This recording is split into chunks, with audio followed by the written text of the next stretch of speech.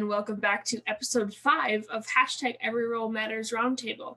I am here with my lovely guests today, Dr. Rachel and Amanda Knox and Chris Robinson. Thank you guys so much for joining me today. I'm going to have you introduce yourselves before we get started. Let's start with Dr. Rachel. Hi, thanks for having me. I am Dr. Rachel Kowert. I am the research director of Take This, which is the first mental health nonprofit to form serving the gaming community and the gaming industry specifically. I am also a science content creator Zeitgeist, where every week I release YouTube content about the science of games. Amazing. Thank you so much. Amanda? Cool, the science of games. I'm Amanda Knox, and this is my husband, Christopher Robinson. Hello. We are the hosts of the podcast Labyrinths, in which we interview people about all of the crazy labyrinthine, overwhelming experiences that they have and how to get through them. We were both sort of drawn to that storytelling motif because I went through an insane wrongful conviction experience. And what brought you to it? Well, I fell in love with you. Oh, okay. Fantastic. And Chris, if you want to do your own introduction too. Sure, yeah. Aside from co-hosting Labyrinths with Amanda, I'm also a novelist and poet and a longtime gamer of various sorts. And we now do pretty much everything together. Aside from co-hosting Labyrinths, we've also written a book of love poems that came out recently. And we have many other secret projects in the works that you'll find out about if you follow us online. And then we game on the weekends.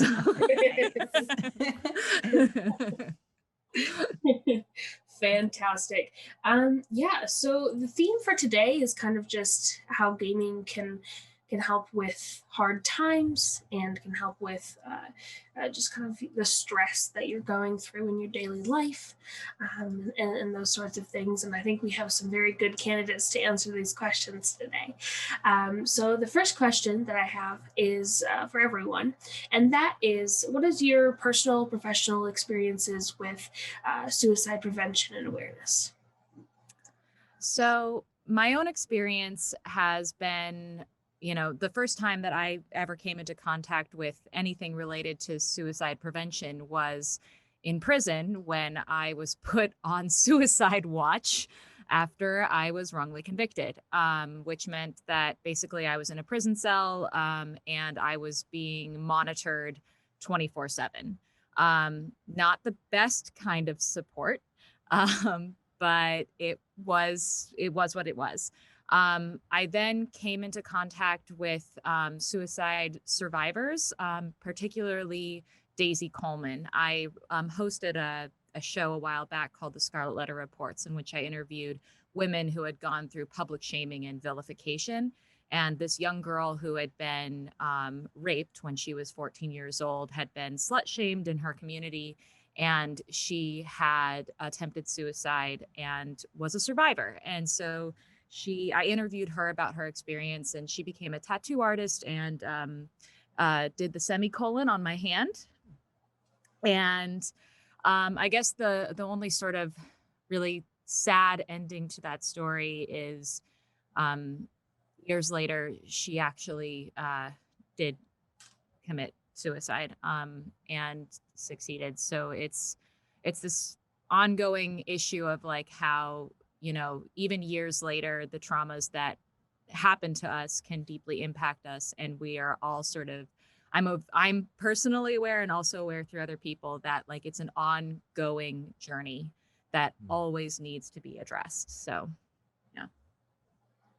I don't have a ton of experience with suicide prevention, but I have had suicide come close to my personal life in a number of ways. I don't know if this is to be expected for being a poet, but personally, I have been obsessed with suicide in an artistic way and have had long sort of depressive periods in the past where I've been really dwelled on the subject. And I ended up writing a whole book of sonnets that were all about suicide and in a really particularly dark time personally about, 10 years ago. on my first ever book tour, when I published my debut novel, a good friend of mine in Portland came to see my reading at Powell's, and something was a little off. She had a panic attack that night, and we ended up, smoothing that over and moving past it. And she came out dancing with me, and it was a great night in the end. A week later, I was in Boston, still on book tour, and I got the news that she had killed herself. And she too was a poet who had dealt with this kind of issue and depression, and a long ongoing battle. And it really shocked me to be at what was a sort of peak experience in my life, like riding high on my first ever book tour, and to then have a close friend just end it like that in the very midst of that. And I still haven't really been able to move past that personally. When I dredge up memories of that, it's still very difficult. And it's made me very much aware of also the fine line between a kind of artistic obsession with something and when it has a deep grip over you. And I think that she was in a different place than I was in relation to it. And I've really come to appreciate that through her memory. Well, thank you so much for sharing, and I am sorry for both of your losses through that, and I appreciate you telling your stories. Thanks. Yeah. It's very brave of you to share those stories. My professional experience is relatively limited, despite the fact that I am in mental health. My work is mostly research instead of clinical based, so I've had a bit of a detachment in a professional sense from that. I know at Take This, we talk about suicide awareness and suicide prevention, and we provide resources and support for that. Personally, I too have lost friends to suicide. When I was 12, a close friend of mine committed suicide. I was in middle school, and that largely inspired my drive to seek psychology as a career path, and understanding, why people think the way they do, why people behave the way they do, and really gain insight into the elements that play into it. Because as we all know, suicide is very multifaceted. It's a very complex, constant battle, as Amanda said, something that you have to talk about and work through for an extended period of time, your entire life. I mean, it's not something that just like happens out of the blue and then it's nothing you have to ever revisit and talk about again. So professionally, not so much. Personally, I guess I'm in good company with others who have also experienced that. Yeah.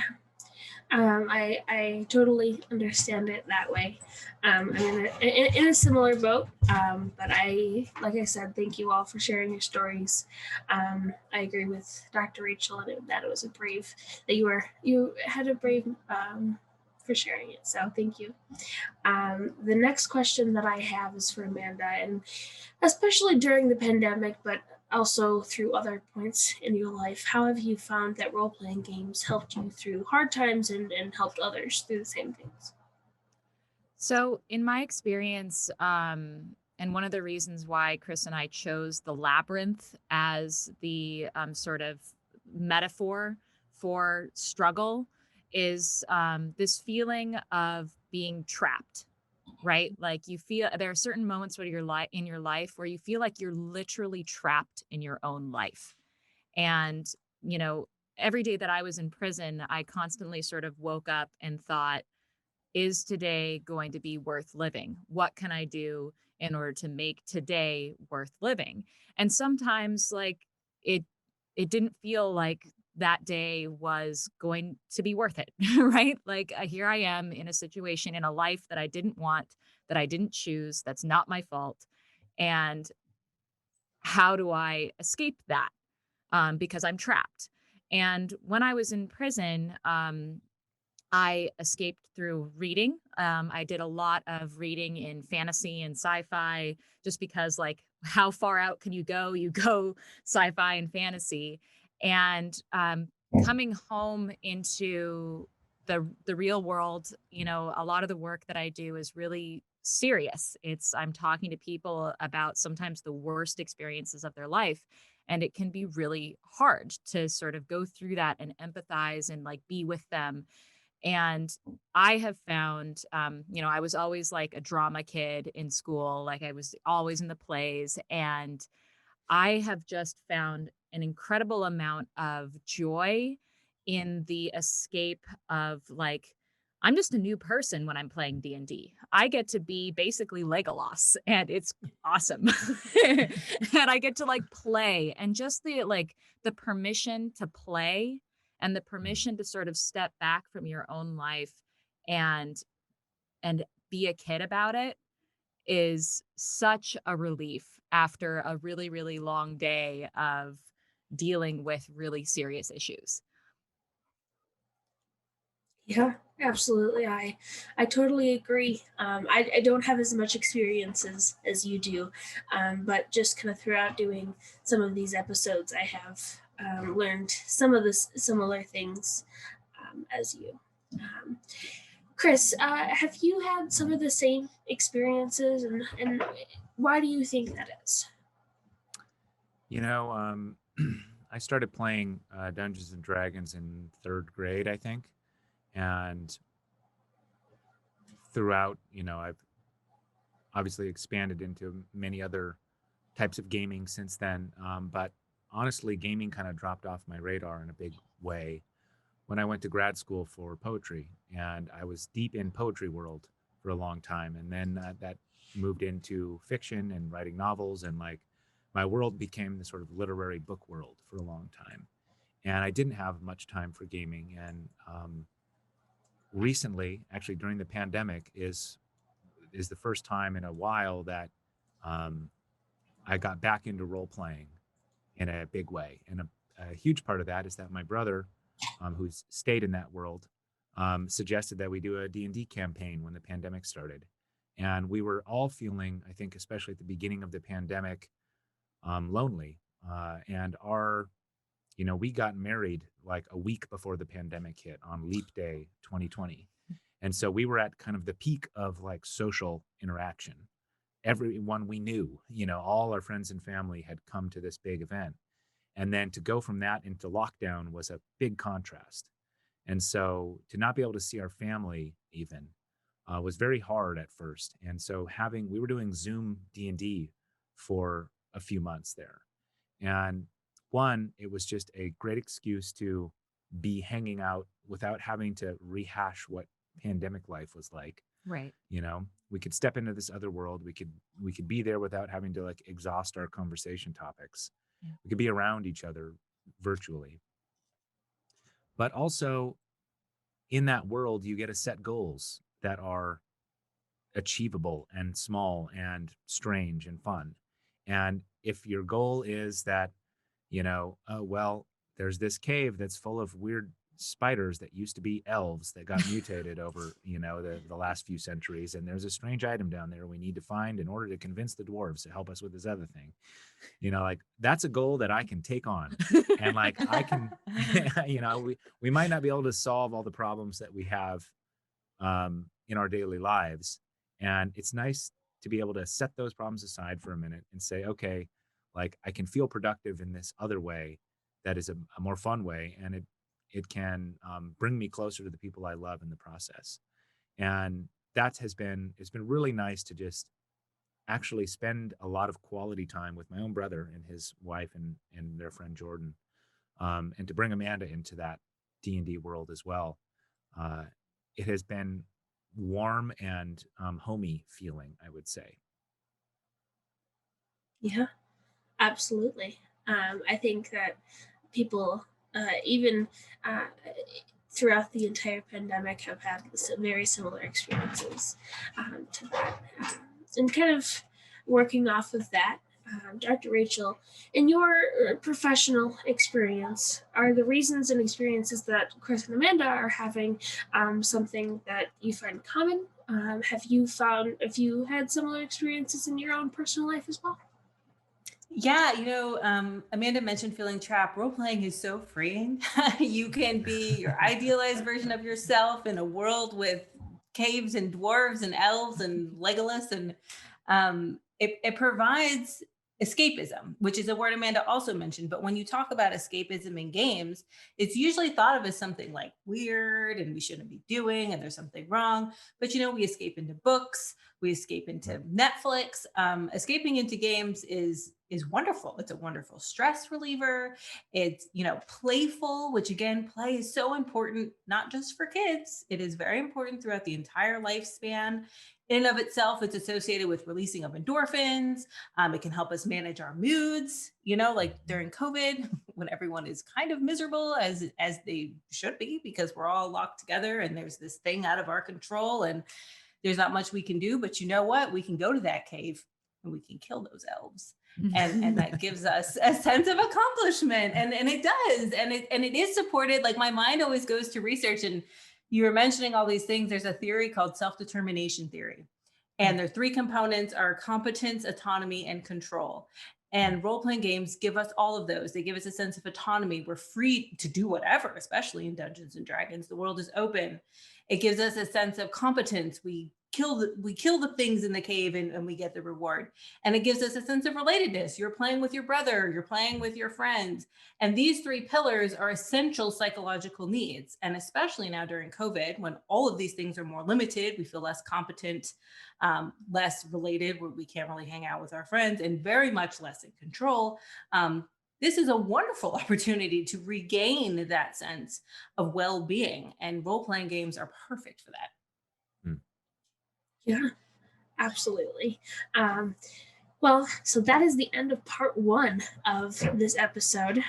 So make sure to check out part 2 when it comes out. We're going to do some outros. Make sure you know who these people are if you haven't already figured that out. But we'll kind of go backwards. We'll start with Chris this time.